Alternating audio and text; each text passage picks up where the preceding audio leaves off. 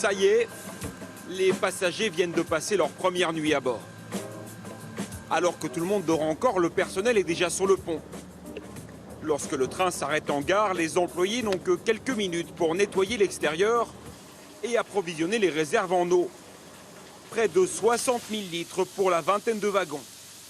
Sans compter un peu de gaspillage. Ensuite, il faut faire le plein pour alimenter ce géant des rails, 700 mètres de long. Il manque combien de litres? 850.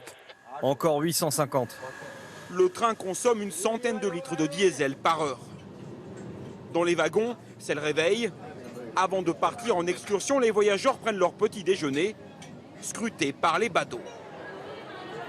Tous sont intrigués par cette star 5 étoiles stationnée en gare.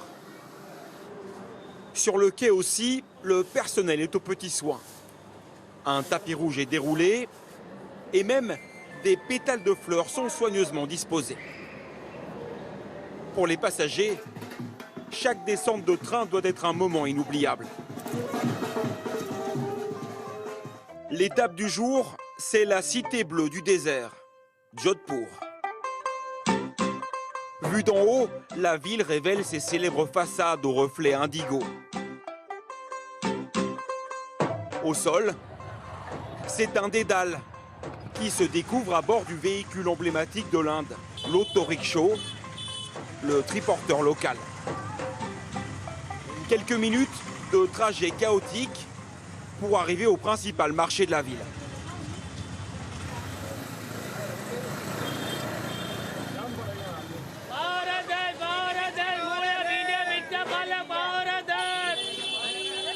Une place grouillante. Ici, tout se vend et tout s'achète. Des vêtements, des sacs, des bracelets.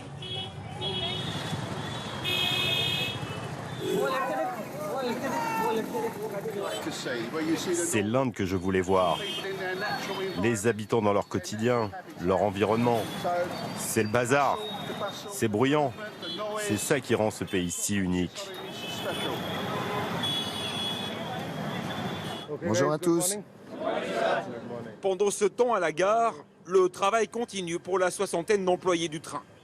À peine les passagers partis, c'est l'heure du briefing quotidien. Qu'est-ce que vous avez à me dire ce matin?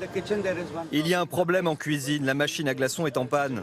Nous avons besoin d'un mécanicien spécialisé.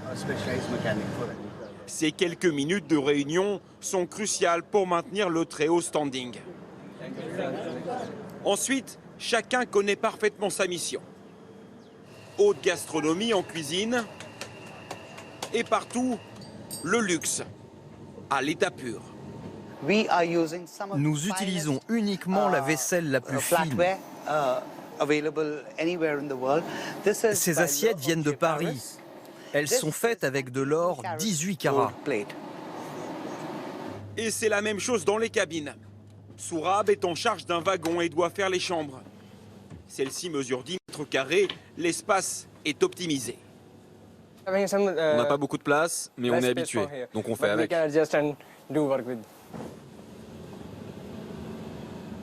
Pour que ce soit vraiment parfait, on fait comme ça. Il a moins d'un quart d'heure pour tirer la cabine à 4 épingles, avant d'ajouter la touche finale, une petite boîte de chocolat. Lorsque le majordome de 28 ans a fini d'astiquer, il se repose quelques minutes entre deux wagons. Voici sa chambre, ou plutôt son placard. Ça, c'est notre cabine. On est deux à vivre ici. Un s'occupe du wagon à gauche, l'autre de celui de droite.